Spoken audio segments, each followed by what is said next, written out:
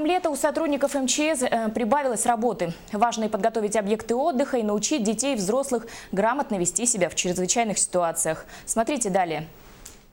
Рабочий день для сотрудников торгово-развлекательного комплекса «Чудо-парк» начался с неожиданности, заставившей всех вздрогнуть. Сработала пожарная сигнализация. Присутствовавшие в это время в центре без лишней суеты покинули помещение. Впрочем, опасность получить ожоги и отравиться угарным газом никому не угрожала. Пожар стал необходимостью, предусмотренной тактическими учениями.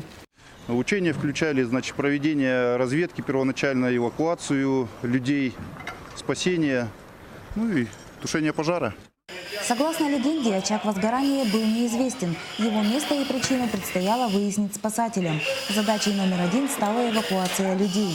Пожарные учения были нацелены как на оттачивание профессиональных навыков огнеборцев, так и на формирование грамотности у сотрудников торгово-развлекательного комплекса.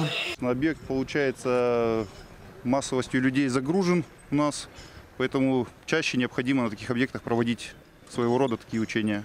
Личный состав, руководство с поставленной задачей по ликвидации тушения пожара справились, на оценку отлично. По словам руководителя пожарных учений, в преддверии летних каникул одинаково важно как подготовить объекты, так и научить сотрудников и посетителей грамотно действовать в чрезвычайных ситуациях.